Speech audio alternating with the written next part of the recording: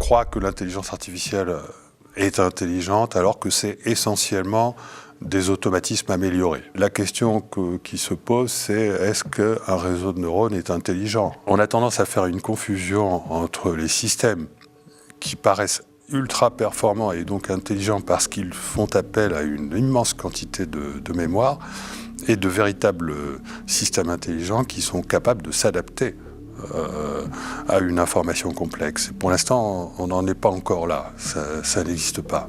Ce que j'ai compris, à force de faire de l'intelligence artificielle, ce que j'ai compris sur le tard, parce qu'au départ j'étais très matérialiste, c'est que la vraie intelligence a besoin de la conscience.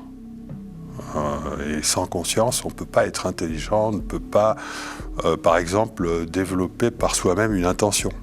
Il faut arrêter de rejeter d'un revers de main toutes les expériences, y compris scientifiques, qui ont été faites depuis des décennies, qui démontrent ces propriétés extraordinaires de la conscience. Il n'y a que la mauvaise foi d'un zététicien ou d'un scientiste qui consiste à dire on a triché ou je ne sais quoi. C'est pas la science qui est vraiment mise en cause là-dedans, c'est le scientisme. Le scientisme n'est pas de la science. Le scientisme, c'est un système qui gère la science, mais qui est imbibé par une idéologie matérialiste qui aujourd'hui est reconnaissable comme complètement erronée. En réalité, les preuves, on les a depuis des décennies. C'est prouvé expérimentalement, c'est prouvé par des témoignages. On a les modèles de compréhension qu'il faut pour comprendre pourquoi la conscience n'est pas le produit du cerveau. Donc on a absolument tout. Si on fait des méta-analyses, des expériences sur la vision du futur proche, on a genre une chance sur 10 milliards que ces résultats soient dus au hasard. Il faut d'abord changer le système de croyance avant d'aboutir à la preuve et pas faire l'inverse. Parce que justement, notre réalité commune, notre réalité individuelle et notre réalité collective est construite par la conscience. Et c'est ça qui engendre notre futur. Ça, c'est facile à comprendre lorsqu'on adopte le modèle de flexibilité de l'espace-temps, de double causalité dont je parle dans tous mes écrits.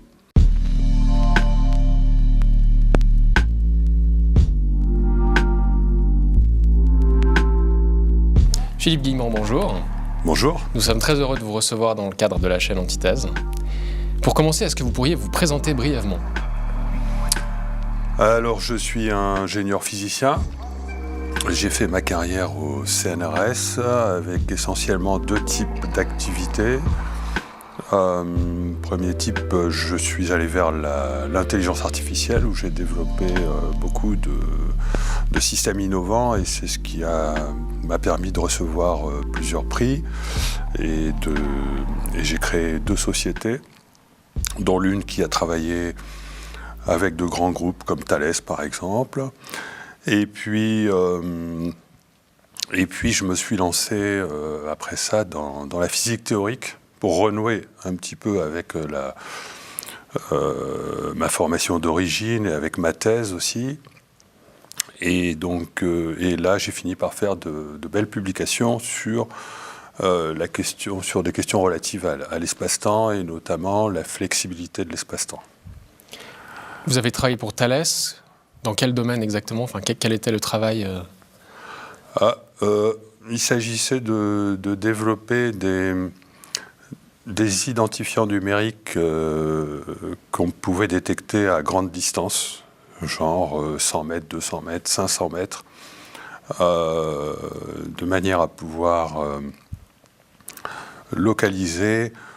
Il s'agissait d'installer des caméras le long des fusils. Donc c'était pour l'armée? C'était pour l'armée, enfin c'était pour plutôt fabriquer un simulateur qui apprenait à tirer, quoi. C'est-à-dire qu'on remplace le pointeur laser par une intelligence qui est capable de détecter avec un traitement d'image l'endroit qui était visé par la personne. Et pour ça, on avait besoin de mettre des repères dans le décor de manière à pouvoir faire cette localisation. Et ça, c'est une technologie qui a été adoptée par Thales, qui est toujours utilisée? C'est une technologie. Moi, j'ai développé les prototypes. En fait, j'ai passé ma vie enfin, ma vie en tant qu'expert en intelligence artificielle à développer des prototypes. Après, ils en faisaient ce qu'ils voulaient. C'était... Voilà, je ne pense pas que ça ait été suivi d'application, mais bon, voilà. Et aujourd'hui, vous êtes toujours au CNRS, vous travaillez toujours dans le cadre du CNRS ou en collaboration avec des gens qui sont dans la communauté scientifique? Alors, je viens de prendre ma retraite. Et donc, je suis plutôt sur une activité d'écrivain en ce moment. Récemment, il y a quelques années, un article paru dans le journal Ouzbek Rika vous a reproché différentes choses, notamment votre posture de scientifique, qui utilise finalement l'aura du CNRS pour faire des recherches métaphysiques. Est-ce que vous êtes au courant de cet article Oui, c'est vieux, c'était vers 2015, je crois. C'est le premier article, je crois qu'il n'y a même que 2 articles. Je suis un peu la bête noire des zététiciens, où j'étais. Donc les zététiciens? Oui, Uzbek Erika, en tout cas, j'ai reconnu là-dedans un petit peu ce discours-là. Et cet article, j'avais fait une réponse, je crois qu'il y avait 7 mensonges ou déformations de la vérité dans l'article, donc bon, ben c'est comme ça. C'est-à-dire que vous dérangez et donc il vous attaque. Je dérange et au lieu de répondre sur les arguments, on répond en dénigrant ma personne. C'est classique. Ça m'est pas. C'est arrivé 2 fois il y a longtemps et c'était avant que je fasse de belles publications en physique théorique qui font qu'aujourd'hui, quand même, je suis un peu mieux respecté. Et comment vous prenez ces critiques finalement? Est-ce qu'elles... Je les ignore. J'ai fait une réponse qui est quelque part sur un ancien site web, mais bon, c'est fait. Il n'y a pas de problème là-dessus. Je pense que de toute façon, le public est intelligent. Il connaît le problème. Enfin, c'est facile à détecter. De toute façon, dès que vous avez un article qui part dans le dénigrement, toute personne intelligente sait que c'est qu'il n'y a pas d'argument. Donc, il n'y a pas de souci. Au contraire, c'est même, ça m'a fait de la publicité, une bonne publicité. Donc, vous êtes finalement content de ces critiques? Oui, oui. Alors, on va effectivement revenir sur toutes les thématiques que vous abordez dans vos travaux, dans vos recherches. Mais peut-être commençons par l'intelligence artificielle qui a été au cœur de votre activité professionnelle. C'est une thématique qui revient beaucoup aujourd'hui dans le débat public, dans l'actualité, notamment avec ChatGPT qui est sorti l'année dernière. Alors peut-être pour commencer, qu'est-ce que l'intelligence artificielle? Alors, pour commencer, justement, on confond intelligence artificielle, on croit que l'intelligence artificielle est intelligente, alors que c'est essentiellement des automatismes améliorés. Et alors dans certains cas, on utilise de véritables réseaux de neurones, mais ça n'en reste pas moins une amélioration de principes d'automatisme. C'est-à-dire que la question qui se pose, c'est est-ce qu'un réseau de neurones est intelligent? Alors, déjà, il n'y a qu'une petite partie du marché qui utilise de véritables réseaux de neurones dignes d'être qualifiés d'intelligents. En général, c'est plutôt des grosses... ça fait plutôt appel à une grosse quantité de mémoire. Donc, on a tendance à faire une confusion entre les systèmes qui paraissent ultra performants et donc intelligents parce qu'ils font appel à une immense quantité de mémoire et de véritables systèmes intelligents qui sont capables de s'adapter à une information complexe. Pour l'instant, on n'en est pas encore là. Ça n'existe pas. Quand vous dites adaptation à une information complexe, c'est-à-dire ? C'est-à-dire être capable de détecter qu'est-ce qui est cohérent, quels sont les thèmes, comment on appelle ça, les primitives répétitives dans cette information et d'en faire quelque chose. On n'en est pas encore à ce stade. Est-ce que vous pensez qu'un jour, finalement, une machine pourrait être aussi intelligente qu'un être humain ?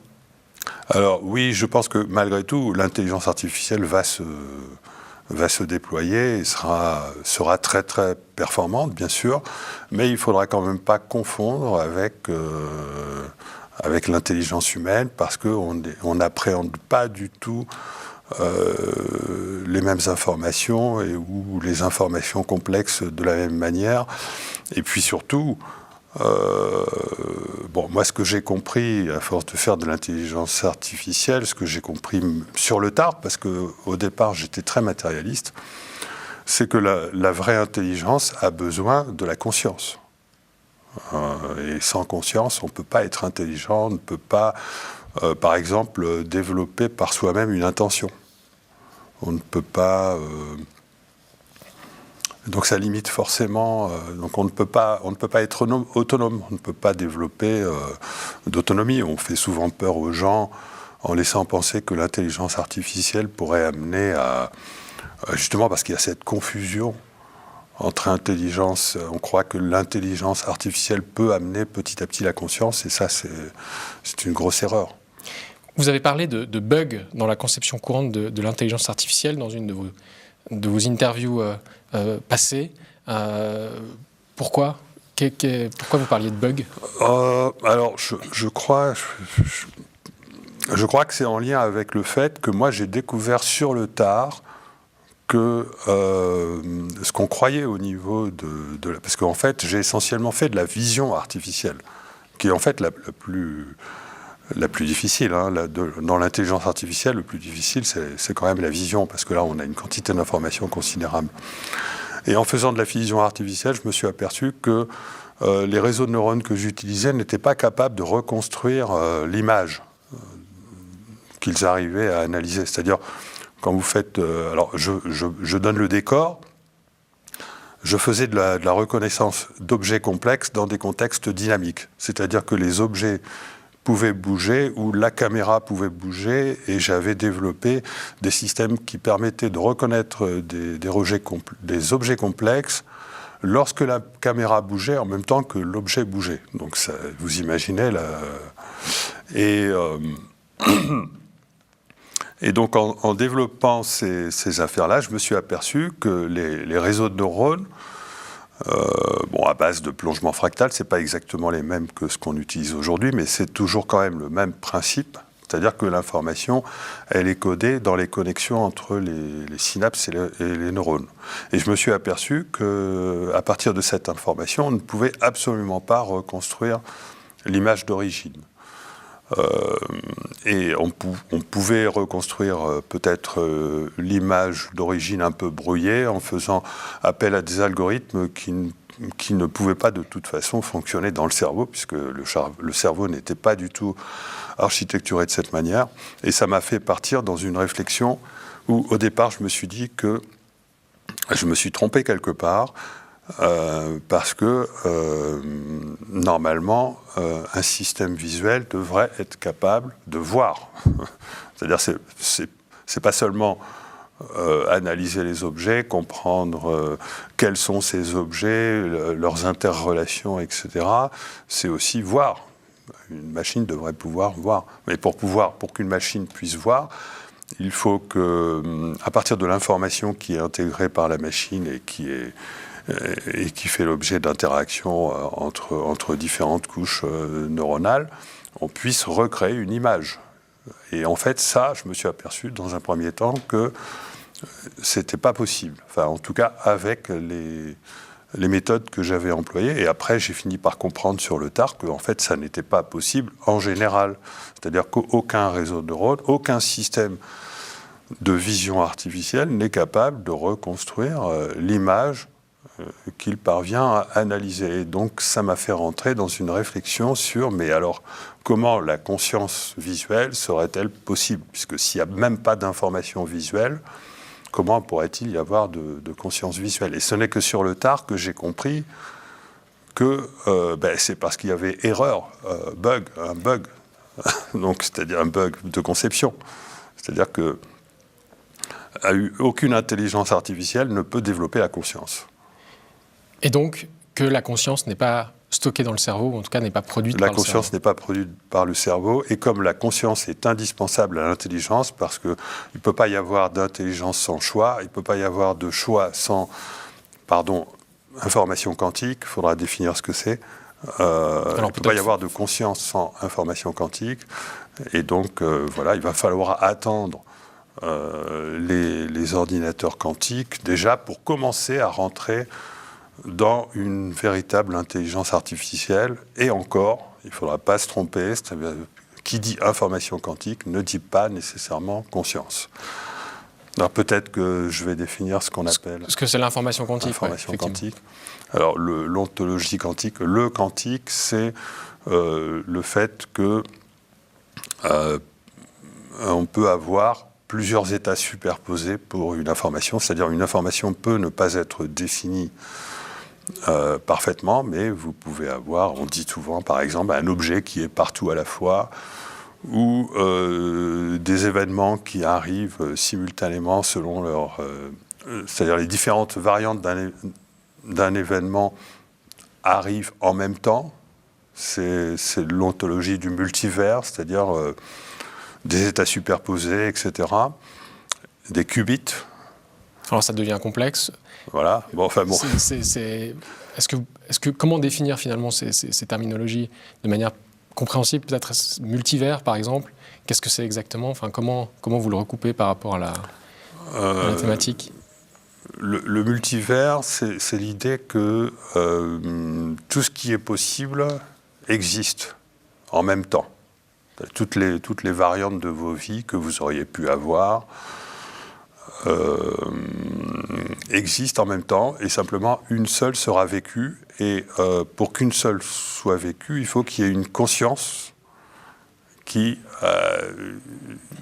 fasse qu'une seule chose est vécue. C'est-à-dire, en fait, il semblerait que, de plus en plus, on se rend compte en physique, à travers différentes théories ou interprétations depuis plus d'un siècle, la mécanique quantique, mais aujourd'hui, les meilleures théories comme celle, je cite rapidement, mais je ne vais pas le développer, celle du solipsisme convivial, qui, à mon avis, est la meilleure théorie pour comprendre ce que vient faire la conscience dans cette affaire, dans le quantique, mais en général.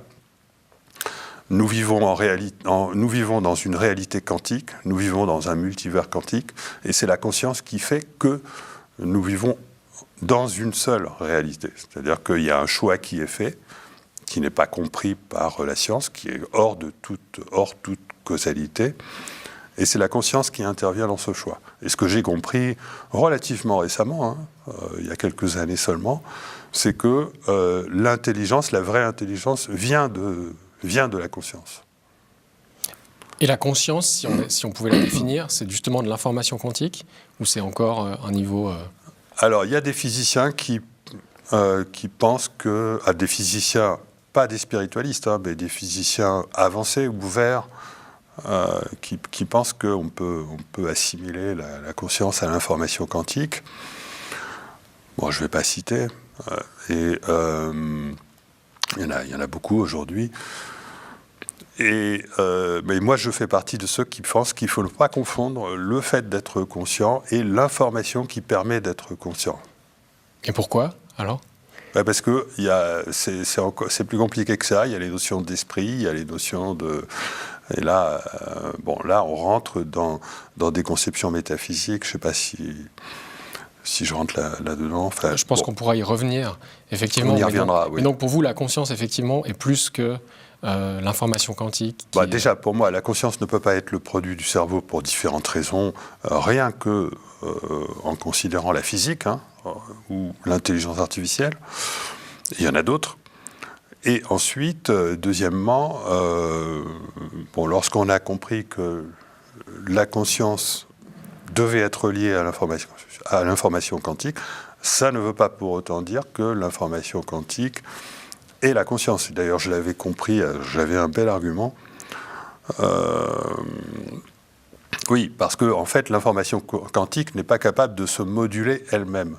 On a besoin de quelque chose qui module l'information quantique, c'est-à-dire qui joue sur les probabilités de faire venir à l'existence une version plutôt qu'une autre de la réalité. C'est-à-dire qu'il faut un individu ou un événement, c'est ça? Il y a, disons que voilà, on s'est aperçu, même il y a des expériences qui l'ont montré, que les probabilités de la fonction d'onde quantique, alors la fonction d'onde c'est quoi? C'est justement la fonction qui décrit l'ensemble des possibilités simultanées d'une information quantique. Mais on s'est aperçu que ceci est modulable, et que notamment c'est modulable par la conscience. Mais par contre, une information quantique considérée telle qu'elle, on ne voit absolument pas comment elle pourrait être modulée. Donc il y a bien un facteur différent de l'information quantique qui intervient pour donner toutes les propriétés qu'une conscience doit avoir pour être consciente. Et ces propriétés sont? Donc il y a l'information quantique qui est déjà l'information de la conscience, et il y a cette propriété de modulation de l'information quantique qui va présider au choix qui va être fait. Vous écrivez souvent que le fait que la conscience ne soit pas produite par le cerveau est prouvé scientifiquement. Ça, c'est quelque chose qui contrevient à la conception dominante un peu en science. Alors, pour moi, c'est archi prouvé. Simplement, il faut être de bonne foi. C'est-à-dire qu'il faut accepter de considérer, de regarder sérieusement toutes les expériences qui le montrent. Il ne faut pas être de mauvaise foi devant les expériences de mort imminente, par exemple.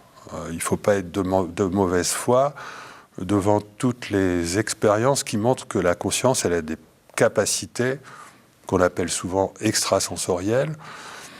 Et il ne faut pas être de mauvaise foi devant le phénomène de synchronicité, qui est, moi, le phénomène, pour ce qui me concerne, qui m'a permis de comprendre ces choses-là. Et donc, il faut arrêter de rejeter d'un revers de main toutes les expériences, y compris scientifiques, qui ont été faites depuis des décennies, qui démontrent ces propriétés extraordinaires de la conscience, que le cerveau ne peut pas avoir. Donc il n'y a que la mauvaise foi d'un zététicien ou d'un scientiste qui consiste à dire on a triché ou je ne sais quoi, etc., qui fait que l'on refuse ces résultats. Donc quand on dit qu'on n'a pas les preuves, en réalité les preuves on les a depuis des décennies. Et moi, ces preuves, j'ai refait certaines de ces expériences, j'ai fait même de nouvelles expériences pour, dans un premier temps, me démontrer à moi-même que ces expériences que c'était réel. Donc en fait, pour moi, c'est archi prouvé. C'est prouvé expérimentalement, c'est prouvé par des témoignages, c'est prouvé par... Alors si on peut... Un modèle n'est jamais une preuve, mais on a les modèles de compréhension qu'il faut pour comprendre pourquoi la conscience n'est pas le produit du cerveau. Donc on a absolument tout. Et je ne connais pas... Et il n'existe pas de théorie physique qui soit reconnue comme réelle, qui ait autant de prérogatives qui démontrent que ce qu'on connaît sur la conscience. Je veux dire, on a les modèles, on a les expériences scientifiques, on a les témoignages. On n'a même pas ça en science pour les modèles qui sont reconnus. Est-ce que vous auriez des exemples d'expériences qui ont été menées, par exemple dans le domaine des expériences de mort imminente ou alors dans votre domaine de la synchronicité? Dans l'expérience de mort imminente, on n'a que des témoignages. Mais bon, je parle des propriétés exceptionnelles de la conscience que sont trois types de perception. La perception d'objets à distance, ce qu'on appelle la vision à distance, la capacité de percevoir, alors ça, par exemple, certaines installations militaires, puisque ça a commencé comme ça. Vous avez la CIA qui, dans les années 70-80, pendant 22 ans, je crois, officiellement, s'est déclassifiée, a financé l'université de Stanford, je ne sais plus quel labo, pour faire des expériences sur la vision à distance. Et ces expériences ont été tout à fait concluantes. Et parallèlement à ça, vous avez des laboratoires qui ont fait des publications scientifiques sur tout ça et dont les méta-analyses démontrent sans discussion possible que ce phénomène est réel. Donc ça, c'est le premier type. Vous avez un deuxième. Alors, vous avez la télépathie aussi. La télépathie, il y a eu des expériences très nombreuses, extrêmement nombreuses, qui ont démontré la réalité. Il y a aussi des expériences qui ont démontré que ça ne marchait pas. Mais lorsqu'on fait à nouveau les méta-analyses sur le cumul de toutes ces expériences, on trouve là aussi des résultats qui défient totalement les lois du hasard.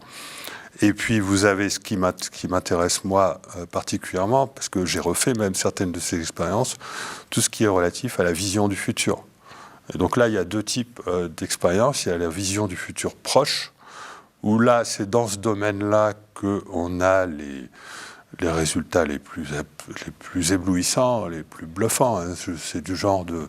Si on fait des méta-analyses, des expériences sur la vision du futur proche, on a genre une chance sur 10 milliards que ces résultats soient dus au hasard. Et puis il y a la vision du futur un petit peu plus, on va dire, plus lointain, en lien avec le phénomène de synchronicité, en lien avec l'intuition, la prémonition, etc.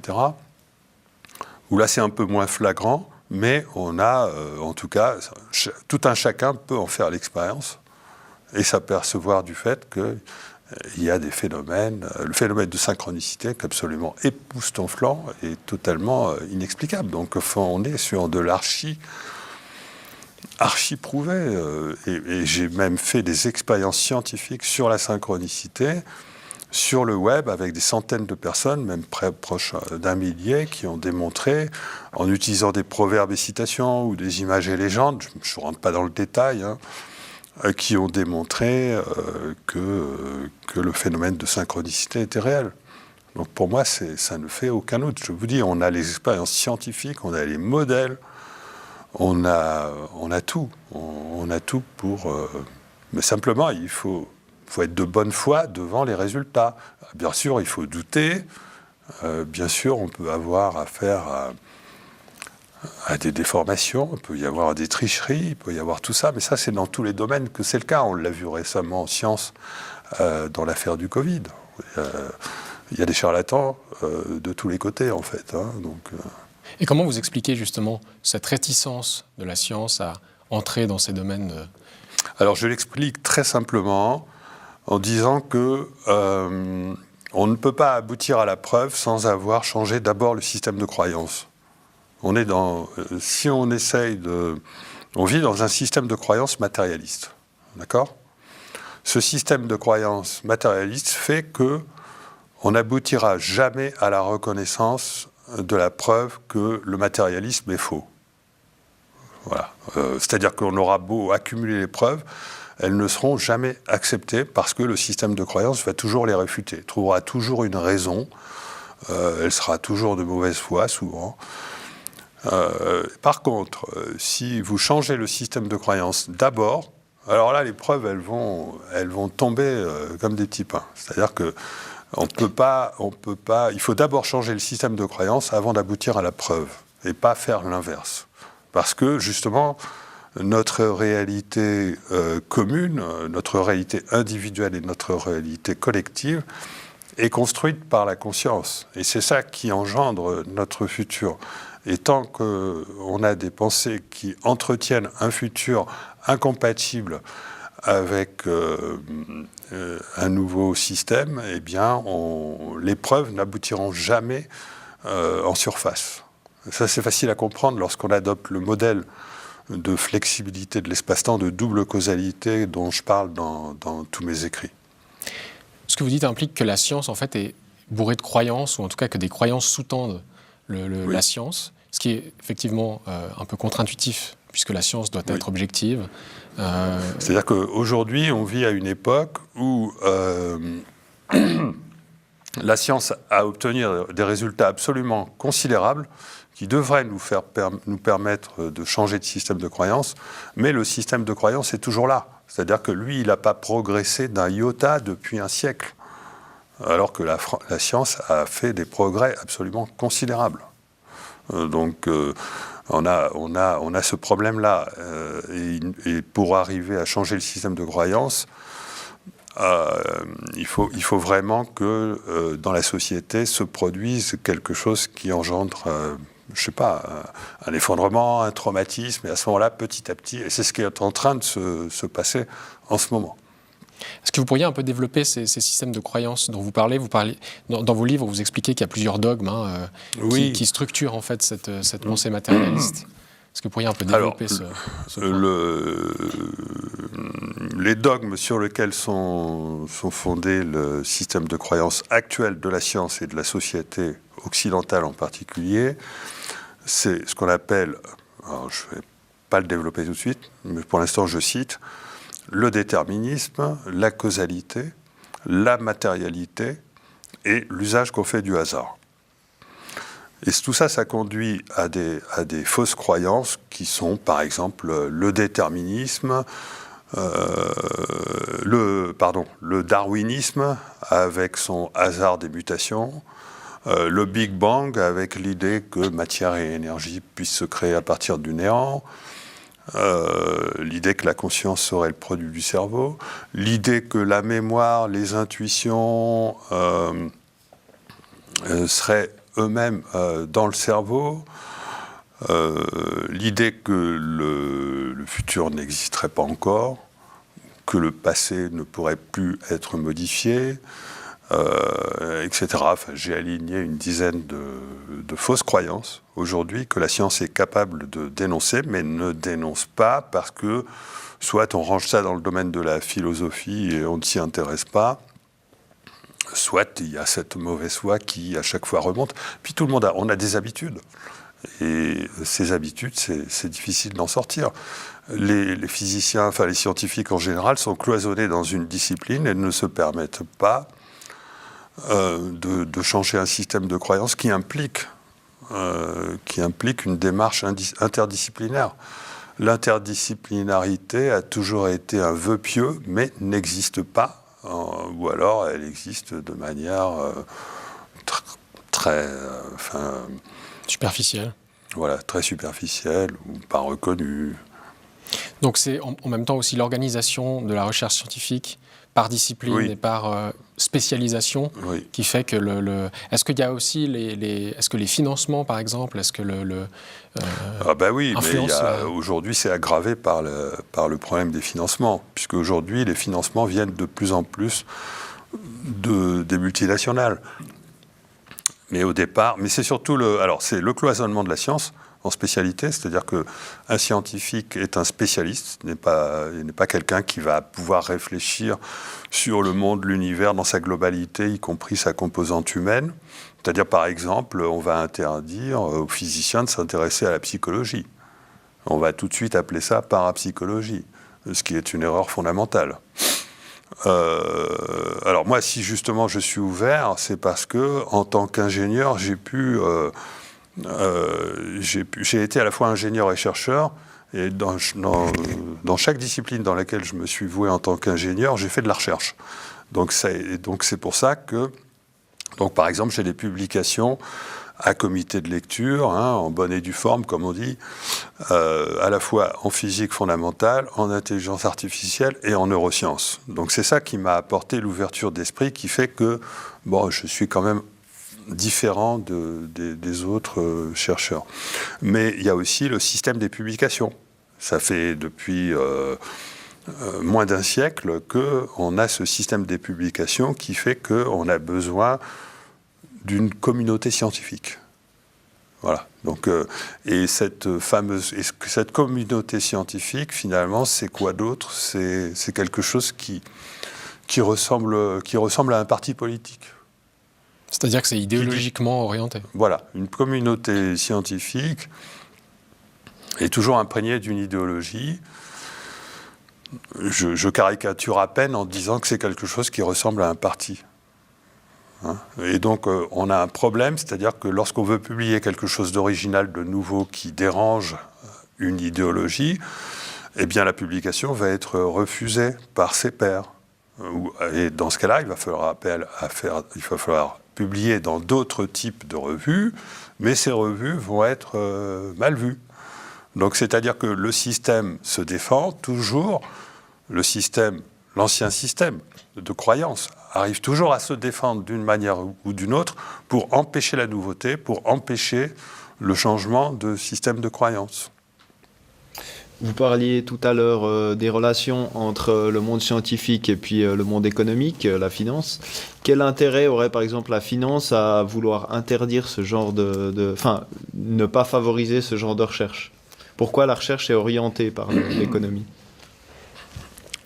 Alors, je ne pense pas qu'il y a une intention, mais des fois je me le demande.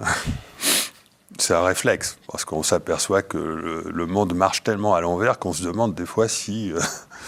Mais enfin, bon, ça c'est dans un premier temps. On a vraiment l'impression qu'on cherche vraiment à nous...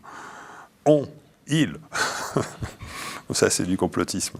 Dans un premier temps, on a tendance à analyser les choses comme ça, mais dans un deuxième temps, on s'aperçoit que finalement, on est dans un mécanisme complexe qui s'auto-entretient dans cette démarche de manière à préserver les intérêts de ceux, ils n'en sont pas nécessairement conscients, mais qui ont besoin que le système continue de fonctionner comme ça pour continuer à faire leur business.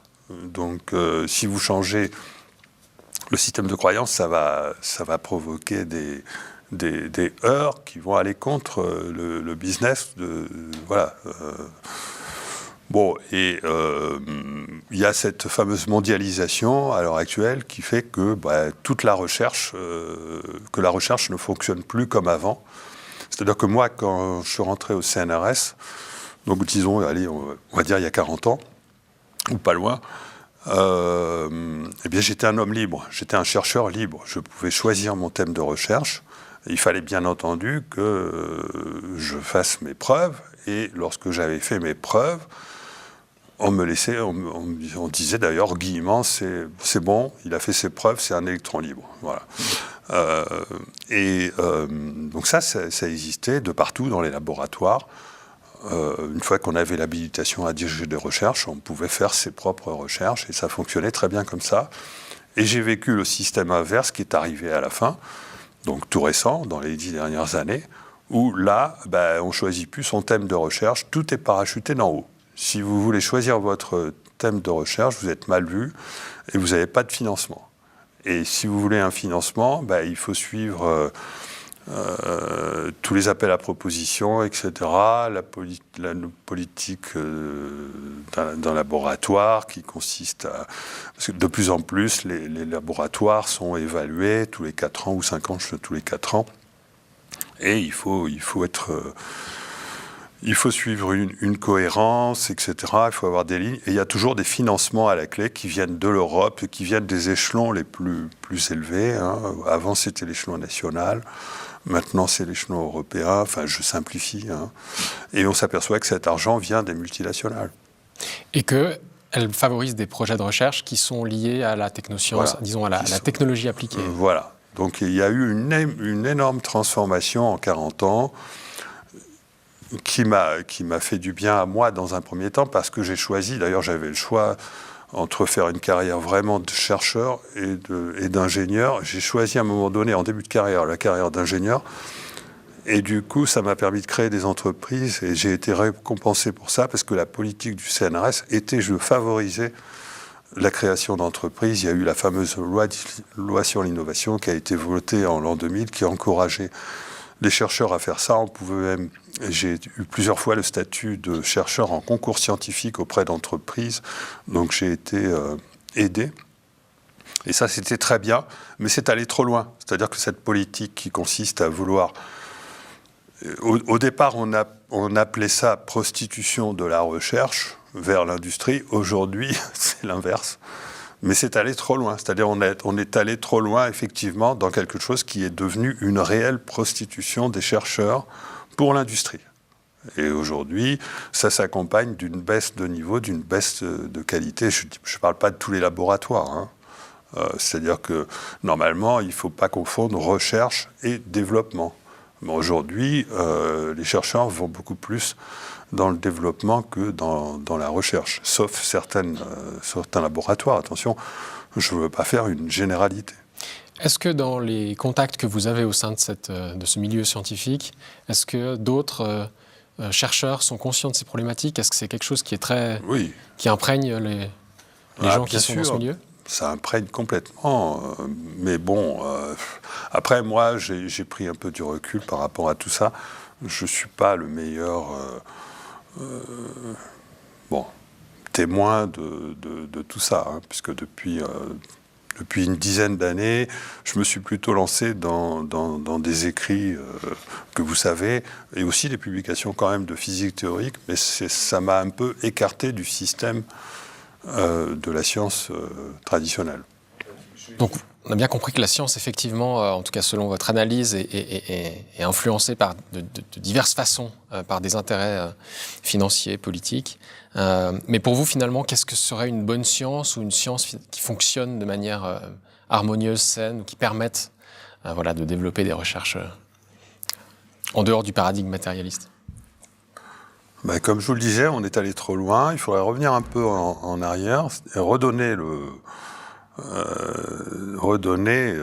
pouvoir aux chercheurs de choisir leur thème de recherche en étant peut-être un peu exigeant sur leurs résultats, leur donner quelques années pour faire leurs preuves, mais un chercheur devrait pouvoir choisir son thème de recherche, parce que sinon on va vers une dérive, la dérive qu'on connaît. Et pour ça, il faudrait aussi décloisonner la science et faire une véritable interdisciplinarité. Et je pense que il faut être peut-être un petit peu plus exigeant sur les résultats de la recherche, mais d'une manière plus globale et pas seulement en termes de publication. C'est-à-dire que si je prends mon exemple, où j'ai quand même réussi dans les deux domaines, à la fois dans l'ingénierie et en physique théorique, même si en physique théorique, j'ai fait ça un peu en fin de carrière et il aurait fallu que je fasse encore d'autres publications, puisqu'on est dans un système où finalement c'est un peu la quantité qui compte, hein, puisqu'on compte le nombre de publications d'un chercheur pour dire s'il a été bon. C'est dommage, mais c'est comme ça. Ce que je pense, c'est qu'un chercheur devrait faire ses preuves. Il ne devrait pas être... aujourd'hui, on considère que c'est le nombre de citations, notamment, de ces travaux qui compte. Et or, les publications, on sait ce que... Les publications, c'est quoi? C'est évalué par des pairs. Est-ce que vraiment, lorsqu'une publication est acceptée, est-ce que vraiment ça veut dire qu'il y a une bonne recherche à la clé? Moi, je mets quand même... D'ailleurs, on a vu qu'il y a eu des fraudes qui existent. Je mets un point d'interrogation. Et donc, on pourrait améliorer le système en disant que un chercheur a d'autres moyens aussi de prouver son utilité, c'est-à-dire qu'il peut développer les applications de sa recherche, il peut déposer des brevets, il peut être plutôt bon lorsqu'il fait des conférences et donc de la vulgarisation scientifique, il peut monter des entreprises, donc vous voyez, je viens de vous citer au moins 5 critères différents d'évaluation, et je pense que si on pondérait un peu, si on pondère un peu, on met des coefficients, on garde peut-être 50% de facteurs de pondération pour les publications, mais on considère d'autres critères. À ce moment-là, on pourrait avoir une plus grande richesse de la production de la recherche, et qui ne se limite pas seulement à produire des papiers qui sont en plus contestables, et en plus en trop grand nombre, parce qu'il y a trop de publications scientifiques, et il n'y en a qu'un très petit nombre de ces publications qui sont véritablement intéressantes. Donc le critère de citation, il est bon, mais il y a beaucoup d'autres critères à mettre en avant. Est-ce que vous avez l'impression que ces critères-là, ou que ce type de structuration de la science est en train de se mettre en place gentiment actuellement, ou c'est encore très... Non, je suis mal placé, hein, je viens de prendre ma retraite, je suis mal placé pour dire ça, mais j'ai l'impression que non, pas du tout. Je suis déçu par le fait que les institutions scientifiques se soient couchées devant les fameuses mesures que l'on connaît. Et donc, on a plutôt l'impression que la recherche, c'est un système qui ressemble à l'armée. C'est-à-dire qu'à partir du moment où vous avez un type au sommet qui instaure une règle, elle est obligée de descendre jusqu'en bas, et là, il y a un problème. Là, on a un problème, attention là, parce que ça, c'est complètement incompatible avec la recherche. Ce qui discrédite aussi la science en tant que telle. Ce qui discrédite totalement la science, absolument.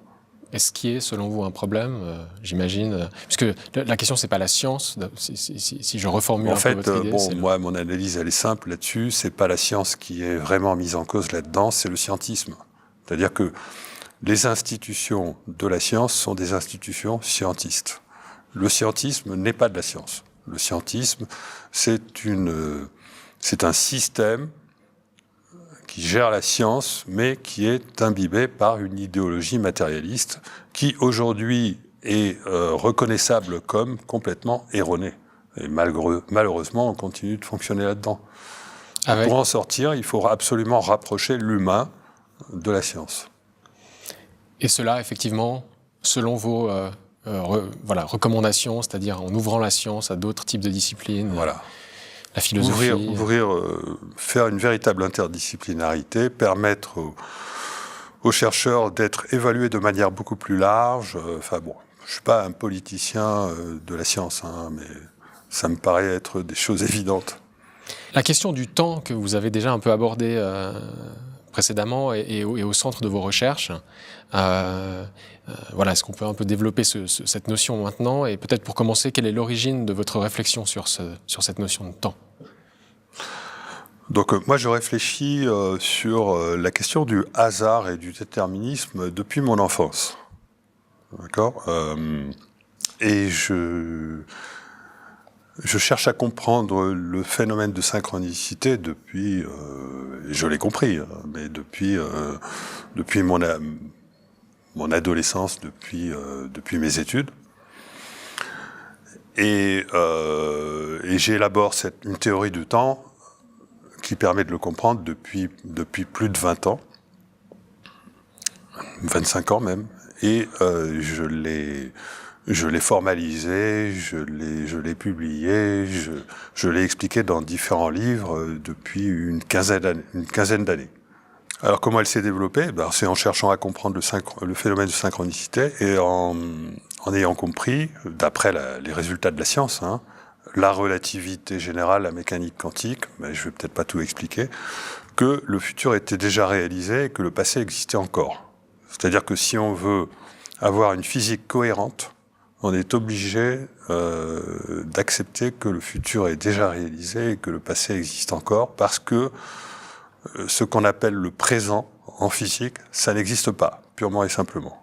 Alors, comment peut-être comprendre ces notions? Parce que c'est intuitivement peut-être difficile à saisir de prime abord.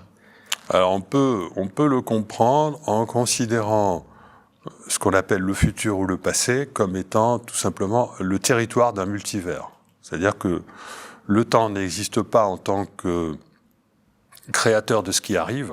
Enfin, ça ne veut pas dire qu'il n'existe pas un temps qui crée, mais c'est pas celui-là. Nous vivons dans un temps qui n'est pas un vrai temps, qui n'est pas le créateur du futur en train d'advenir. Le futur en train d'advenir est déjà créé comme un territoire qui est déjà créé. C'est-à-dire que, par exemple, lorsque vous marchez sur un sentier, dans une forêt, vous n'êtes pas en train de vous dire que ce qu'il y a devant le sentier, c'est en train de se créer en même temps que vous avancez. On fait cette erreur. L'illusion du temps linéaire consiste à faire cette erreur.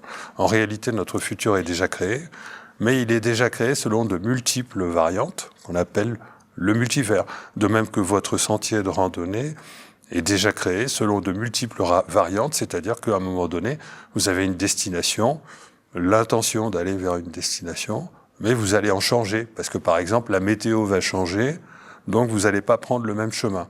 Eh bien, le futur, le multivers futur auquel on a affaire, pour ce qui nous concerne, on peut le concevoir de manière très simple, je simplifie bien sûr, avec cette image du territoire de randonnée avec les multiples possibilités de futur. Cela dit, à un moment donné, il est nécessaire, pour conserver la cohérence de la causalité, il est nécessaire que le futur existe, le futur vers lequel on va existe réellement. Alors là, on emploie une autre image qui est l'image du GPS. C'est-à-dire que il est nécessaire que le tracé vers lequel nous allons, donc ce qu'on appelle notre futur actuel, existe réellement. Parce que s'il n'y a pas de tracé, on aurait des problèmes avec la causalité. Et donc la véritable évolution, c'est une évolution qui a lieu hors du temps, par modification progressive du tracé GPS qui nous emmène vers notre futur. Futur qui, donc, est flexible, c'est-à-dire qu'il y en aurait plusieurs possibles qui coexistent. Futur qui est flexible. J'utilise aussi une autre image métaphorique qui est plus valable pour l'échelle collective, qui est de dire que tout se passe comme si notre évolution collective, enfin individuelle également, bon, c'est un peu comme si on avançait dans un tunnel invisible qui oriente nos pas et donc notre destinée pendant toute notre vie. Or, ce tunnel, il peut bouger et donc notre futur peut changer. Et pourquoi est-ce qu'il bouge ? Parce qu'il est plongé à l'intérieur, ou alors, simplifions les choses, parce qu'il faut voir les choses de manière plus simple. Donc je simplifie. Tout se passe comme si ce tunnel est flotté sur un océan qui contient des vagues, et que ce sont ces vagues qui le font bouger. D'accord ? Et donc c'est un océan, on pourrait appeler ça un océan quantique, c'est l'océan du vide. Et le vide est quelque chose qui n'est pas du tout vide, mais qui est rempli de vibrations infinitésimales, dont j'ai montré que elles étaient capables d'agir sur le cours des événements. C'est-à-dire que ce que j'ai montré dans mes publications, dans mes livres et dans mes publications, c'est que un petit rien tel que une vibration infinitésimale, quand je parle d'infinitésimale, ça descend jusqu'à la longueur de Planck, 10 puissance moins 34 mètres, pouvait agir sur le cours des événements, et il n'y a pas lieu de s'étonner que l'infiniment petit agisse sur le cours des événements. Je dirais même plus, le cours des événements est réglé par l'infiniment petit. Une information dans l'infiniment petit est aussi puissante pour déterminer le cours des événements qu'une information macroscopique. Simplement, l'information microscopique va mettre un certain temps avant de déployer son effet. Et ça, c'est quelque chose qui est mal compris par la physique, parce que c'est quelque chose qui vient de la théorie du chaos, sauf que on a limité la notion de chaos à certains systèmes ayant certaines propriétés d'instabilité, etc., alors que le chaos est présent partout dans la nature. À chaque fois qu'il y a une interaction entre particules, entre objets, etc., il y a ce que j'appelle une perte d'information qui nécessite d'être comblée et qui explique pourquoi il faut rajouter des dimensions supplémentaires à l'espace-temps et qui explique pourquoi l'infiniment petit, le vide, agit en permanence sur notre réalité. Alors je précise que, bien entendu, c'est valable à long terme, après un certain temps. Bien entendu, la causalité et même le déterminisme continuent de déterminer le cours des événements pendant un certain temps. Et ce n'est qu'à long terme, c'est-à-dire que dans le futur, que notre trajectoire à vivre dans le futur est influencée par ces fameuses vibrations du vide. Est-ce que c'est comparable à l'effet papillon ?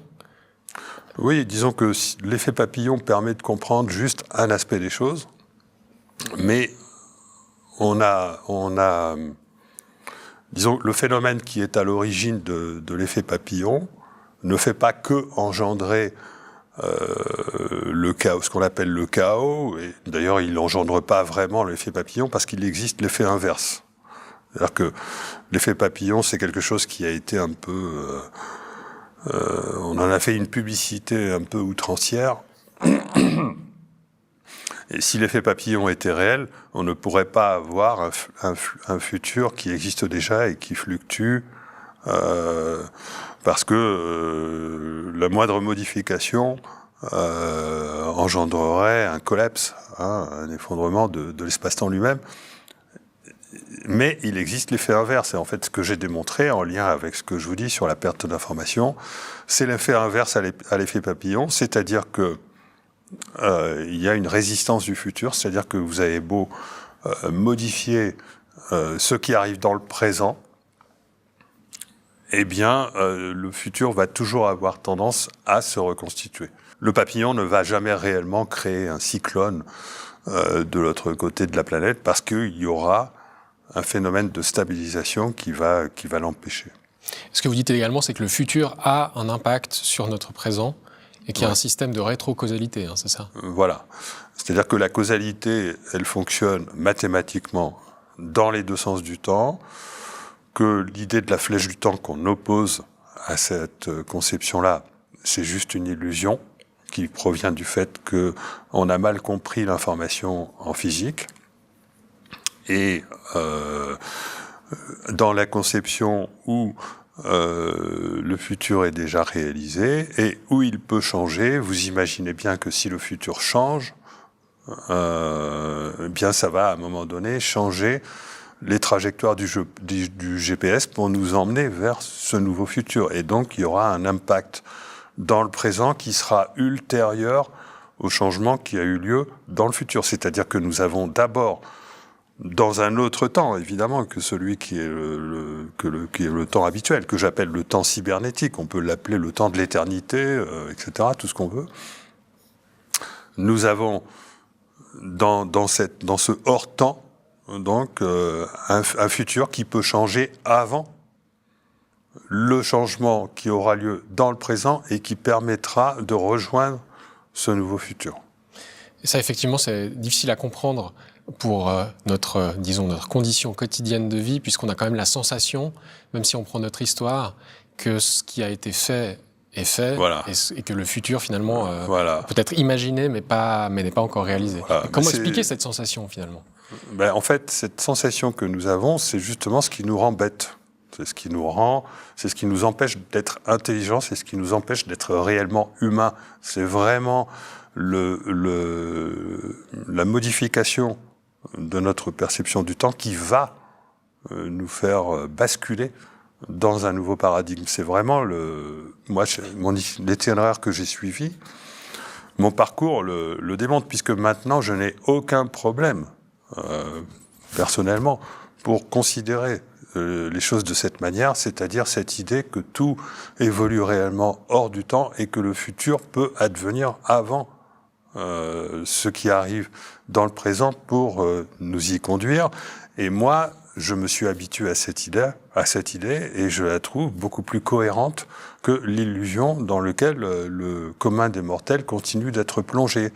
Simplement, les physiciens, ils ont fait leur travail avant moi. C'est-à-dire que moi, je suis arrivé que sur le tard, sur cette scène-là. Peut-être que le fait d'être un ingénieur m'a permis d'explorer ça plus avant par des calculs numériques, etc. Mais vous avez des gens comme, en France, des physiciens comme Étienne Klein, Marc Lachiaiseray, Thibaut Damour, même d'une certaine manière Carlo Rovelli et d'autres qui ont annoncé avant moi que le temps n'existait pas et qu'on devait s'habituer à vivre avec l'idée que le futur pouvait être déjà réalisé. Et le fait de penser de cette manière vous oblige à envisager la possibilité que nos pensées puissent agir maintenant sur notre futur. Et d'autres scientifiques que moi ne s'y sont pas trompés. Différents courants de développement personnel parlent souvent d'instant présent. Qu'est-ce que c'est cet instant présent dans comment ça s'articule avec vos idées sur le temps ? Alors, il y a l'instant présent, qui est le présent tel qu'on le ressent, et il y a ce qu'on appelle l'éternel présent. Et l'éternel présent, c'est la totalité du passé et du futur, c'est la totalité des potentiels à vivre dans le futur et des potentiels reconstituables dans le passé. Ça, c'est l'éternel présent. Et donc, nous sommes dans cet éternel présent, capables d'agir sur notre futur par notre intention. Imaginez que, au lieu de ne pas voir notre futur, nous puissions le voir. D'accord ? Donc, ça y est, tout d'un coup, la brume se désépaissit et je vois le futur vers lequel je vois l'ensemble des futurs vers lesquels je peux aller. Et là, vous pouvez à ce moment-là comprendre que mon intention est ce qui va me faire aller vers le futur que j'ai choisi, puisque je vais le voir. D'accord ? Eh bien, en fait, c'est exactement comme ça qu'il importe de considérer la réalité aujourd'hui. Simplement, le fait que je ne le vois pas fait que c'est au niveau inconscient que mon intention va agir. Donc, c'est la raison pour laquelle il est fondamental d'essayer de recueillir cette intention profonde et d'essayer de faire en sorte que cette intention soit vraiment sienne, vraiment reliée à soi, vraiment reliée au sens de notre vie, à l'être que nous sommes réellement. Et donc ça demande d'être conscient justement des différentes synchronicités qui arrivent dans nos vies. C'est un état d'esprit à développer. Avant de provoquer les synchronicités, qui d'ailleurs n'ont pas à être provoquées normalement, c'est un phénomène naturel. Hein. Provoquer les synchronicités, c'est intéressant juste pour vérifier que, tiens, la réalité ne fonctionne pas comme on le croyait. Et donc, avant cela, il faut apprendre à se relier à soi. Alors, qu'est-ce que ça veut dire relier à soi ? C'est se relier à l'être multidimensionnel que nous sommes vraiment. Parce que là, aujourd'hui, tel que nous vivons, nous sommes juste une petite émanation de qui nous sommes réellement, et nous sommes en train de confondre le réel tel qu'il nous apparaît et notre vie telle qu'il nous semble avec nous sommes en train de penser que nous sommes isolés alors que pas du tout, puisque notre vie d'ailleurs existait déjà avant notre naissance, de même qu'elle va continuer d'exister après notre mort, mais simplement nous aurons quitté quelque chose qui était nous-mêmes en apparence pendant un certain temps, mais ce qui ne le sera plus ensuite. Donc il faut essayer d'élargir tout ça, de rentrer dans ces dimensions supplémentaires de la réalité pour comprendre que si on veut justement construire notre futur, il ne faut pas aller chercher dans ce qui nous apparaît actuellement au petit être que nous sommes, à notre petit moi, mais il faut aller chercher dans ce que nous sommes fondamentalement bien au-delà de tout ça, et donc essayer de se relier à ça. Et pour ça, en fait, c'est tout à fait naturel. Simplement, il y a une condition fondamentale à respecter, c'est de se déconditionner. De se déconditionner. Il y a 3 sources de déconditionnement, 3 formes de déconditionnement. Le déconditionnement mental qui implique de lâcher prise, ce qui est difficile. Le conditionnement émotionnel qui implique de se faire confiance, ce qui est difficile. Et le détachement, c'est-à-dire le déconditionnement de l'ego, ce qui est peut-être le plus difficile. Vous parlez de la poursuite de l'existence post-mortem. Selon vous, sous quelle forme se poursuit l'existence ?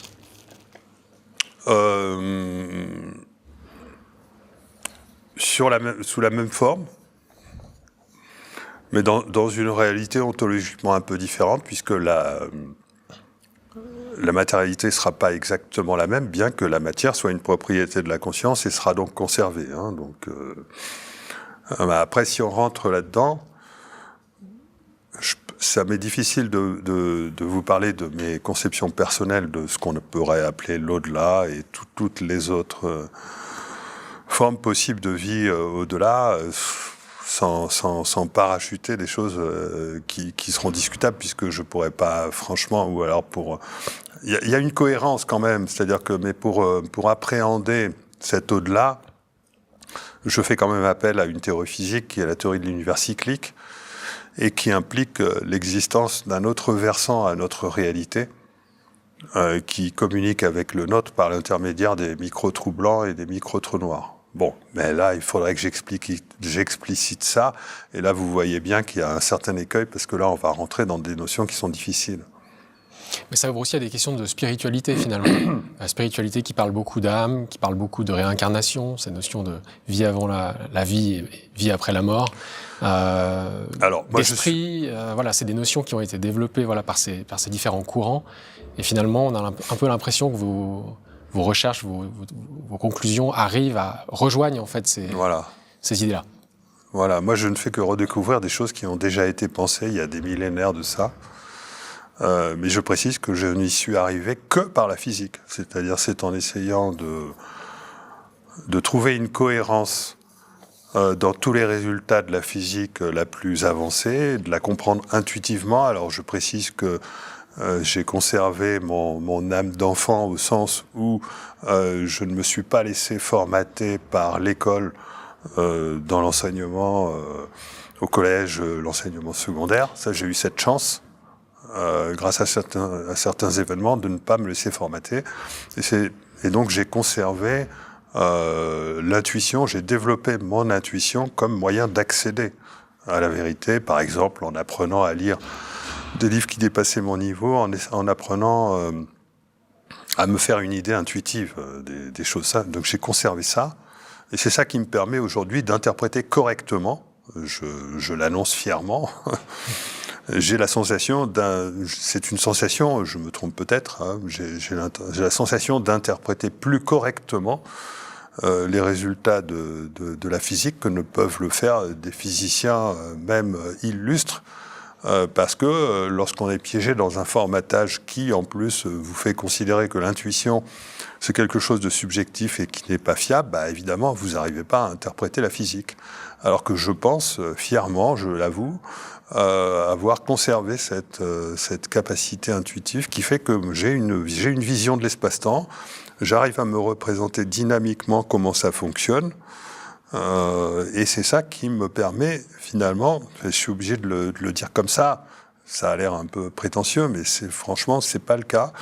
C'est cette vision intuitive de la physique que je reconstruis. Il faut quand même dire que ça fait quand même des décennies que je réfléchis à ça. Donc, quand même, il y a un travail là. Et c'est ça qui me permet de retrouver petit à petit tout ce qui a déjà été pensé depuis des décennies et qu'on appelle les sagesses anciennes, l'ésotérisme, etc. Bon, il y a un peu du grand n'importe quoi, bien sûr, dans tous ces domaines qu'on peut pas appréhender par la science, mais l'intuition, c'est une faculté humaine extraordinaire qui permet de retrouver retrouver toute la cohérence d'ensemble. C'est en lien avec l'intelligence émotionnelle, dont j'ai peut-être oublié de parler tout à l'heure, parce qu'on parlait d'intelligence artificielle, et que moi j'estime que la véritable intelligence, le véritable discernement, implique un équilibre entre l'intelligence du mental et l'intelligence émotionnelle. L'intelligence émotionnelle, c'est l'intuition. C'est pas que l'intuition, mais entre autres, c'est l'intuition. Et cette intuition, c'est quelque chose qui doit être développé. Une façon, d'ailleurs, de faire renaître une nouvelle science plus efficace, plus profonde, serait de permettre que l'intuition soit développée chez les chercheurs. Il faudrait que les chercheurs, peut-être, soient encouragés à suivre des formations, peut-être, pour développer leur intuition. L'intuition, c'est quelque chose d'absolument fondamental. C'est ça qui vous permet de vous fabriquer une très bonne vision de la réalité qui peut dépasser l'appréhension mathématique à travers des modèles et du formalisme. Vous dites d'ailleurs que la physique est bâtie sur des équations et que donc elle est limitée pour cette raison. Voilà, absolument. Parce que les équations, en fait, on ne peut pas faire de physique aujourd'hui sans faire d'équations. Et ça, c'est parfaitement compréhensible. Simplement, il ne faut pas oublier que toutes les équations sont approximatives. Elles nous fournissent une description du réel qui est fondamentalement limitée. Et la raison, c'est que les équations ont besoin de dogmes pour pouvoir être utilisées. Et je vous les ai cités tout à l'heure. Le déterminisme, l'idée que tout ce qui arrive de manière unique, elle est fausse, mais les équations en ont besoin. La causalité, l'idée que les effets doivent suivre les causes, elle est fausse, mais les équations en ont besoin. La matérialité, l'idée que voilà, tout est descriptible en termes d'ondes et particules, hein, j'oublie même pas les ondes, elle est fausse, mais les équations en ont besoin. L'idée que malgré tout, il subsiste des failles pour décrire ce qui advient, et donc on va faire appel au hasard, eh bien cette idée, elle est fausse, mais les équations en ont besoin. Donc si vous voulez, à force de vouloir continuer absolument, parce que je ne nie pas l'intérêt des équations, mais à force de vouloir considérer que la science doit se réduire à des équations, on est en train de faire persister un paradigme complètement erroné, hein, et la seule solution pour s'en sortir, c'est de réhabiliter une vision intuitive du réel qui va pouvoir permettre de dire, bon, attention, on va utiliser les équations pour comprendre ceci. Par exemple, à l'intérieur des trous noirs, si on veut comprendre ce qui se passe à l'intérieur des trous noirs, là, l'intuition, elle devient indispensable puisqu'il va falloir faire le lien entre deux façons d'appréhender la physique, la mécanique quantique et la théorie de la relativité, qui sont totalement incompatibles. Donc on ne s'en sort pas avec les équations. Par contre, l'intuition permet, au travers, par exemple, de ma compréhension du phénomène de décohérence, de comprendre ce qui se passe à l'intérieur d'un trou noir.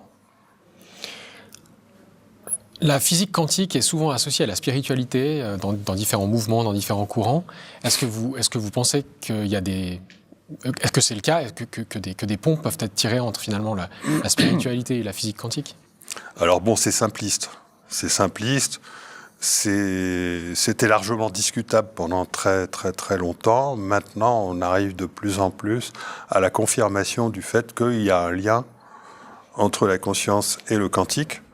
Et ce lien, bon, ça vient du fait que du fameux problème de la mesure ou paradoxe de l'observateur qui a été observé déjà depuis un siècle. C'est-à-dire l'expérience des fentes de Young, c'est-à-dire que si vous avez un système avec donc des photons ou des électrons qui traversent deux fentes, et ça fabrique une figure d'interférence. D'accord ? Mais si vous essayez d'observer sans interagir sur le système par où est passée la lumière, eh bien à ce moment-là, ça change tout. Et au lieu d'avoir une figure d'interférence, vous avez deux figures qui montrent que le photon est passé soit par l'un, soit par l'autre, mais jamais par les deux à la fois. C'est-à-dire que c'est lorsque vous observez que vous revenez à une conception classique du réel. Et ceci est valable même si vous envoyez un photon à la fois, et ceci est valable même si vous observez après que le photon est passé les fentes. Et donc ça, c'est quelque chose qui est difficile à comprendre. Et il y a, au-delà de ça, d'autres expériences qui ont confirmé le fait que ça démontre la non-réalité, enfin ça remet en question, disons, la vision réaliste que nous avons du réel. Mais il y a des interprétations comme celle de la rétrocausalité qui permettent de rétablir le réalisme. Mais bon, là, on entre dans des sujets qui sont vraiment des gros casse-têtes. Vaut mieux pas me demander d'expliquer ça trop avant. Mais peut-être, pour revenir sur les notions dont on parlait, de mort, de vie avant la mort, alors la science, effectivement, je pense, a ses limites, comme vous disiez, dans ce domaine, mais peut-être, est-ce que vous pourriez quand même aborder ce que vous pensez, vous, personnellement, de ces notions-là, au-delà de ce que vous pouvez évidemment prouver scientifiquement Alors moi, ma certitude, d'un point de vue purement physique, d'un point de vue purement rationnel, du fait que la conscience survit après la mort, ça vient du fait que, d'une part, on peut associer de manière claire aujourd'hui, ça serait long à développer, la conscience à l'information quantique, et que l'information quantique, c'est une information qui n'est pas sujette au temps. C'est une information qu'on peut considérer comme étant en dehors de l'espace-temps. Et donc, lorsqu'on meurt, cette information n'a aucune raison de ne pas subsister. Donc ça, c'est le premier argument. Et le deuxième argument, c'est que du fait que le futur est déjà réalisé, la conscience n'étant pas le produit du cerveau, il faut comprendre la conscience comme étant liée à une information qui est présente sur une épaisseur de temps, sur une certaine temporalité qui est de l'ordre de la seconde et qui est liée à nos perceptions physiques. D'accord ? Et donc, la conscience, en fait, elle est en avance sur le cerveau. Il y a des expériences qui montrent qu'il y a un retard entre la perception de la conscience et la perception du cerveau, et on a l'impression que la perception de la conscience arrive après la perception du cerveau. Mais ça, c'est parce qu'on raisonne en temps linéaire, alors que si on raisonne dans le nouveau paradigme, avec le futur déjà réalisé, on comprend que c'est parce qu'en réalité, la conscience est en avance d'environ 1 seconde dans le futur. D'accord ? Et donc, cette conception-là, plus la précédente, l'idée que l'information quantique est liée à la conscience, nous font comprendre que la mort n'agit absolument pas sur la conscience.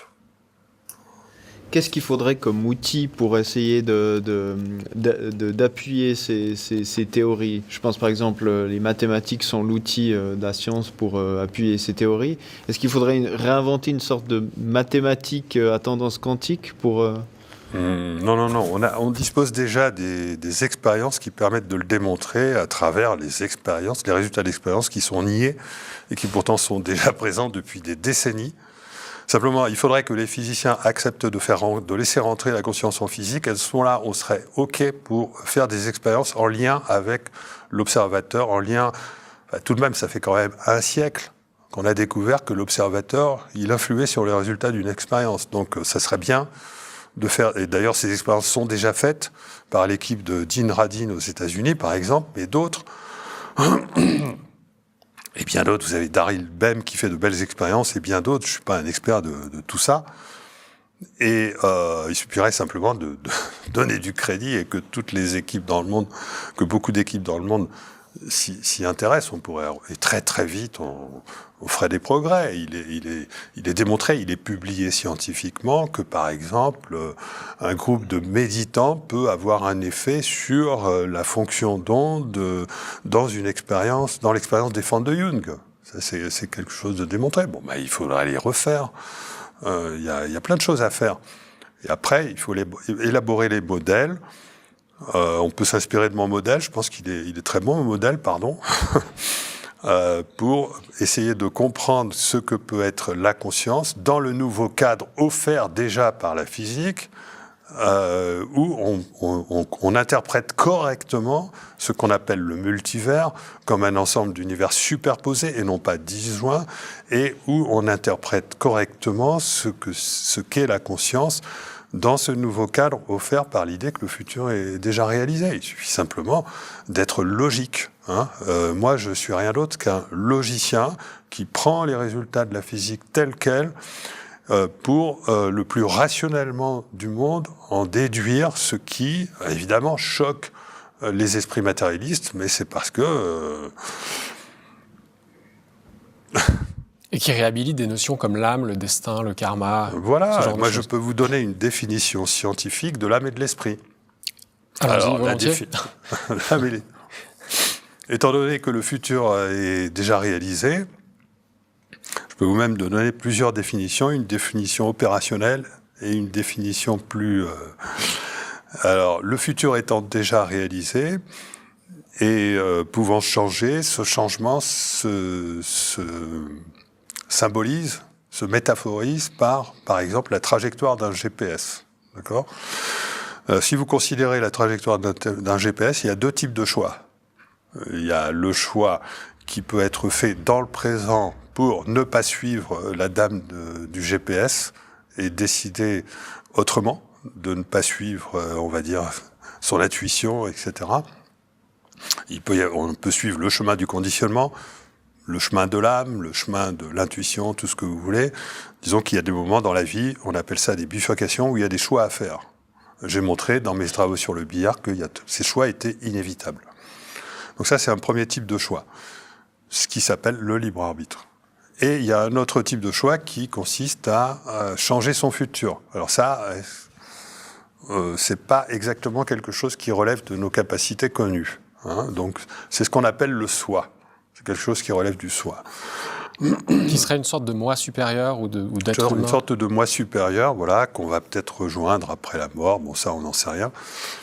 Et donc on peut considérer, on peut donner une définition opérationnelle de l'âme et de l'esprit en disant que l'âme est ce qui détermine d'avance les choix qui sont faits dans ce qui va devenir le présent, c'est-à-dire les bifurcations du GPS, et l'esprit comme relié à ce qui détermine d'avance notre destination. Tout cela pouvant être, bien entendu, remis en question au dernier moment. Mais là, vous avez au moins 2 définitions opérationnelles. Et on peut donner une autre définition à l'âme qui consiste à dire, puisque il est avéré que les systèmes vivants sont capables de rejeter leur entropie, leur excédent d'entropie. Donc le désordre, donc l'entropie. Le désordre, pardon.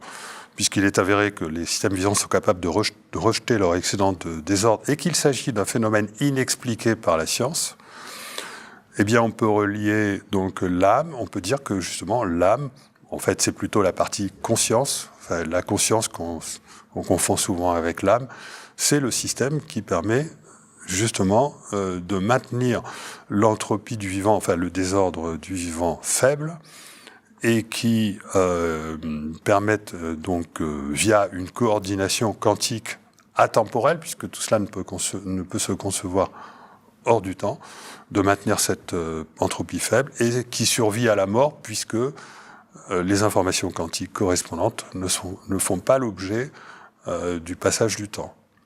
Donc on a, si vous voulez, on pourrait encore développer ça, parler de l'esprit, etc., mais on a des moyens aujourd'hui d'introduire en physique des notions comme l'âme et l'esprit en lien avec la dynamique de l'espace-temps. Et ça, c'est valable pour l'être humain en tant qu'individu et aussi pour la société en général. Est-ce qu'il y a des niveaux comme ça de... Je pense que c'est valable aussi pour la société en général, que ça permet d'ailleurs une meilleure compréhension de la crise actuelle, qui a, à mon sens, indéniablement une dimension cosmique. La question étant de savoir vers où va l'espèce humaine. Est-ce que l'espèce humaine va vers un transhumanisme qui va progressivement éteindre la conscience et on va finir par devenir des machines, ou est-ce qu'on va vers, au contraire, vers un éveil qui va, au contraire, nous permettre de déployer le potentiel extraordinaire de notre conscience et dont on a déjà beaucoup d'indications. Est-ce que vous pourriez développer un peu cette analyse que vous avez de la crise actuelle, enfin des crises que nous traversons actuellement? Vous parlez notamment de futur et de futé lumineux. Oui. Est-ce que vous pourriez un peu décrire ces notions et voilà, et ce qu'on vit actuellement? Alors, dans mon dernier livre, Le grand mirage de l'humanité, j'interprète l'émergence du virus comme étant lié à un basculement d'un ancien futur transhumaniste que j'appelle le futur, sous-entendu parce qu'il est foutu, vers un nouveau futur d'éveil de la conscience humaine que j'appelle le futé lumineux. Voilà. Alors, pourquoi cette interprétation ? Parce que il m'a semblé que dans ce qui est arrivé, avant et après le confinement, on avait les caractéristiques d'un phénomène de synchronicité, mais cette fois-ci collective. C'est-à-dire que d'habitude, une synchronicité peut être vécue à l'échelle individuelle en 3 phases, ne sont pas toujours présentes, au moins 2 d'entre elles. Vous avez d'abord une série de coïncidences qui vous amènent à une potentialité de grands changements, par exemple changer de maison, enfin n'importe quoi, d'emploi, etc. Vous avez la décision de cet acte, lié à cet acte, donc j'achète, donc j'accepte ceci, je change ma vie, et vous avez, pas systématiquement, mais ça arrive assez souvent, la résistance de l'ancien futur qui fait que vous allez avoir plein d'emmerdements à partir de là, qui seront irrationnels en fait, qui seront difficiles à expliquer, mais qui proviennent du fait que vous avez une résistance de l'ancien futur. Et donc ces 3 phases ne sont présentes que lorsque les changements sont brutaux.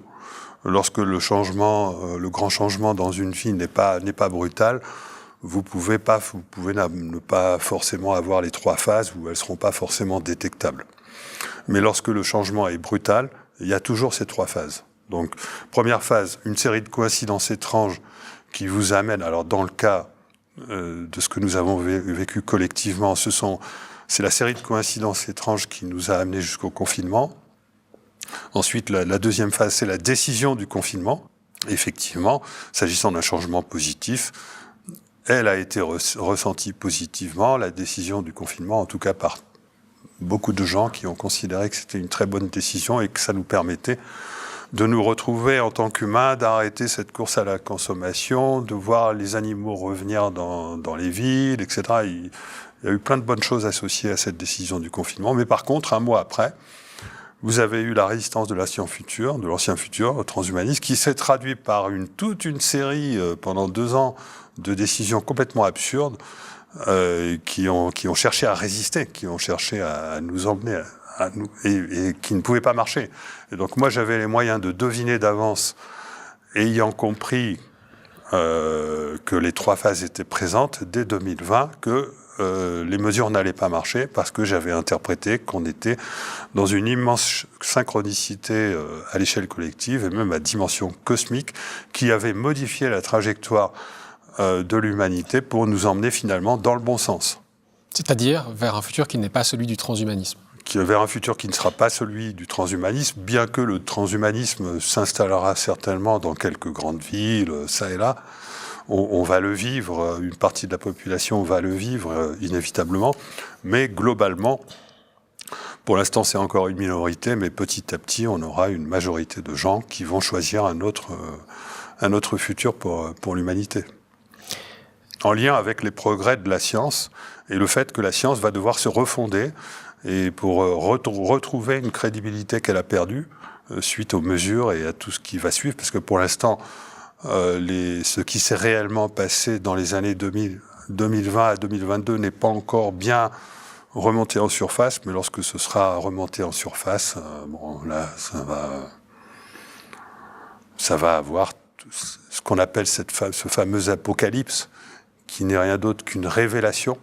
On va avoir les séries de révélations épouvantables d'un côté, mais aussi la série de révélations merveilleuses. On va avoir l'épouvantable et le merveilleux qui vont se côtoyer dans les années qui viennent pour créer cet apocalypse par lequel il faut passer pour aller vers le nouveau futur. Et donc vous êtes plutôt confiant, serein envers Moi, j'étais déjà très optimiste en 2020 lorsque j'ai compris ce qui se passait, enfin selon ma théorie. Et je suis devenu encore plus optimiste fin 2022, début 2023, lorsque j'ai vu que mes prédictions étaient justes, c'est-à-dire que l'ensemble des mesures n'avaient pas fonctionné, que le Great Reset n'allait pas fonctionner, puisque en fait, j'ai interprété donc les mesures et notamment la vaccination obligatoire comme étant la nécessité d'aller vers une identification numérique qu'on est obligé de porter sur soi de manière à pouvoir réinitialiser le système bancaire. C'est-à-dire, alors si on peut développer ça un peu... C'est-à-dire qu'on sait qu'on est dans un effondrement financier depuis 2008 qui est devenu insupportable et la haute finance avait absolument besoin de changer le système qui ne pouvait pas continuer à fonctionner comme avant. Et je pense qu'il y a dû y avoir un accord qui s'est dessiné à l'échelon global de la planète entre tous les pays, aussi bien les États-Unis, l'Europe, la Chine, la Russie. Il va y avoir un accord au moins tacite pour que, avant 2020, on aille vers un nouveau système financier qui devienne complètement numérique, c'est-à-dire fondé sur Internet, c'est-à-dire que lorsque vous payez quoi que ce soit, vous avez en poche, au départ en poche, après dans le corps peut-être, enfin au départ en poche, un identifiant numérique qui vous permet de payer automatiquement dès que vous passez une borne, tout ce qu'il y a dans votre caddie ou n'importe quoi. Et c'est basé sur la détection de cet identifiant grâce au réseau, Wi-Fi, 5G, etc. Et vous avez, chacun d'entre nous a un segment sur un cloud qui contient toutes ces données bancaires et autres, toutes les données relatives aux services qu'on veut recevoir grâce à cet identifiant. Et ça permet de payer automatiquement. Et effectivement, c'est quelque chose qui va d'ailleurs s'installer, sauf qu'il faudrait que ça s'installe après qu'on ait compris que l'humain a un libre arbitre qu'il faut respecter, et non pas avant. Parce que si on installe ce système en restant dans ce paradigme matérialiste, on est très très mal barré au niveau de la situation que ça va engendrer, puisque on va à ce moment-là vers une monnaie contrôlante.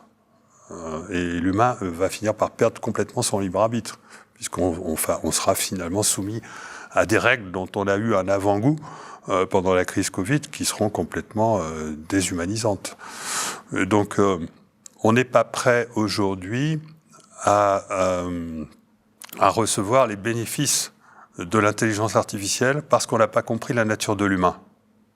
On sera prêt à recevoir les bénéfices de l'intelligence artificielle après qu'on ait compris la nature de l'humain.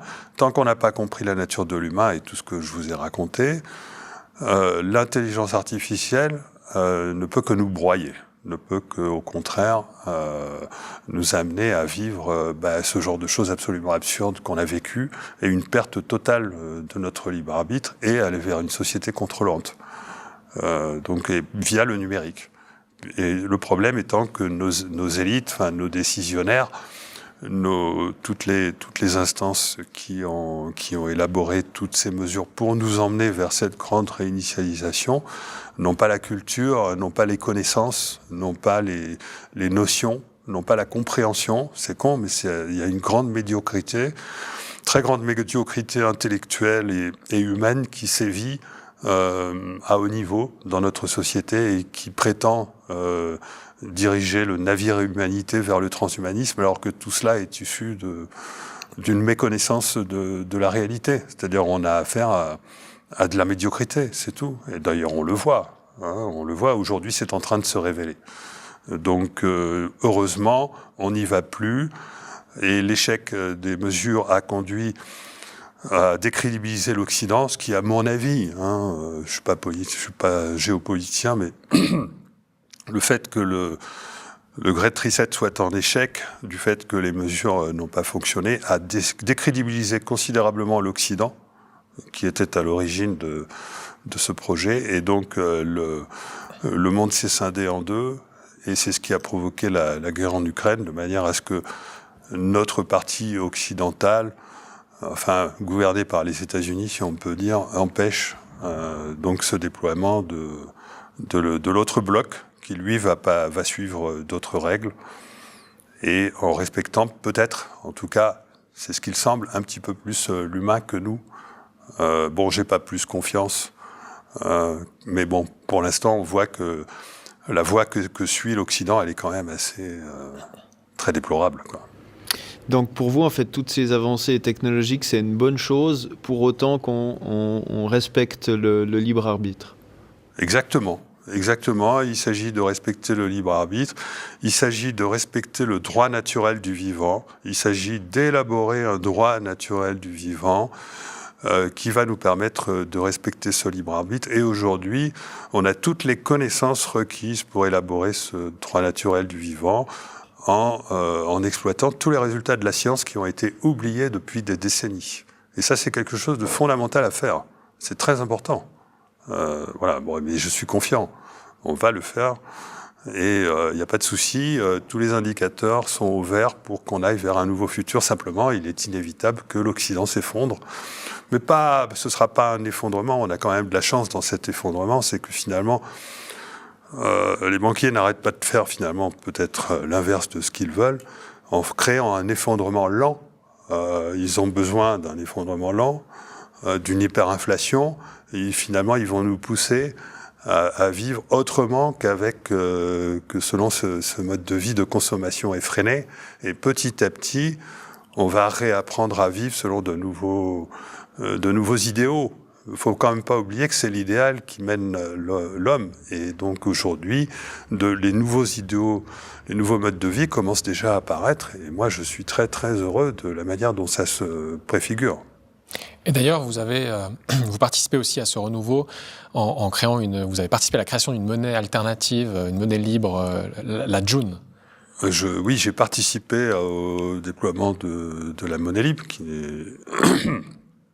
et je participe également au développement de sites de mise en lien qui permettent de renouer les liens entre êtres humains qui veulent vivre d'une manière différente et d'une manière plus autonome, en utilisant de nouvelles monnaies ou tout simplement l'économie du don.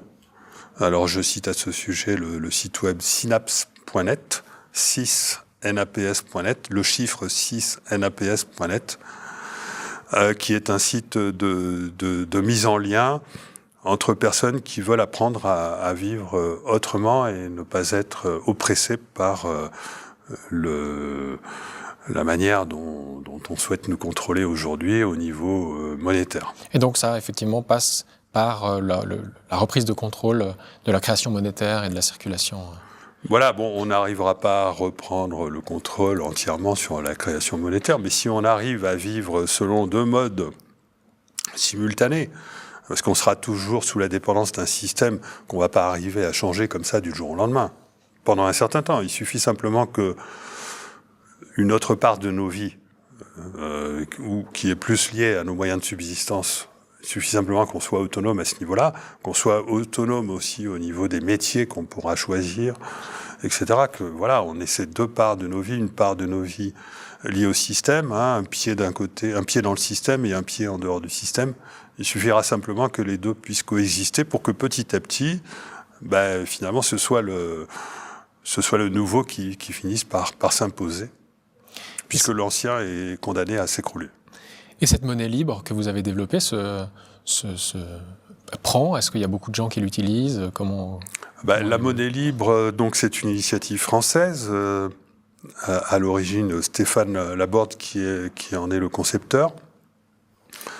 Elle s'est déployée depuis 2016-17 par là, et elle a aujourd'hui 6000 membres. Voilà, et le site web de mise en lien Synapse.net dont je suis à l'origine a aujourd'hui déjà pas loin de 4000 membres. Donc déjà un réseau assez important. Ouais, il y a déjà un réseau assez important. Mais on est tranquille, hein, puisque le Great Reset a été retardé, il n'arrivera peut-être jamais. On a plusieurs années devant nous pour avoir le temps de reconstituer une nouvelle façon d'échanger entre nous. Et je suis confiant sur l'avenir de ces initiatives. Philippe Guimond, on arrive au terme de notre entretien. On a l'habitude de terminer avec une carte blanche pour nos invités. Donc voilà, si vous avez quelque chose à ajouter. Carte blanche, là, j'ai peut-être grillé mon mot de la fin en parlant déjà de Synapse. Alors, je vais simplement reparler de cette initiative. Je pense qu'il est très important de se défaire petit à petit Moi, déjà, à l'époque, lorsque j'étais un jeune ingénieur, je sortais de l'école. J'avais pas envie de rentrer dans de grosses entreprises. J'en avais la possibilité. Hein. Je l'ai finalement fait quelques années après quelques aventures dans l'innovation, mais j'ai démissionné au bout de 3 mois. Il y avait quelque chose qui faisait que, j'avais appris plein de choses, c'était super, mais je me sentais pas du tout prêt à rentrer dans... Je ressentais déjà un système qui risquait de me broyer. Je ressentais déjà d'avance que les nécessités de gagner de l'argent pour vivre risquaient de faire en sorte que je ne sois plus moi-même. Et il a fallu que je fasse un effort, en décidant d'entrer au CNRS d'ailleurs, entre autres, mais en décidant de de prolonger mes études sur quelque chose de très aventureux. Ce que je veux dire, c'est que j'ai pris un risque à l'époque, et finalement, je suis extrêmement heureux d'avoir pris ce risque pour avoir refusé la vie active, et donc un salaire très, très maigre, et ensuite, en entrant au CNRS, peut-être 2 fois moins que ce que j'aurais pu gagner. Mais cette prise de risque s'est avérée extrêmement profitable pour moi. C'est-à-dire que j'ai perdu de l'argent, mais je me suis trouvé moi-même. Et aujourd'hui, j'imagine un jeune qui serait dans la même situation, la situation est encore bien pire. C'est-à-dire que on a l'impression qu'on n'a pas le choix. On est obligé d'intégrer une grande entreprise, par exemple, pour arriver à croûter, pour arriver à vivre, etc. Et ce que j'ai envie de dire comme mot de la fin, c'est que aux jeunes, ne pas hésiter à prendre le risque de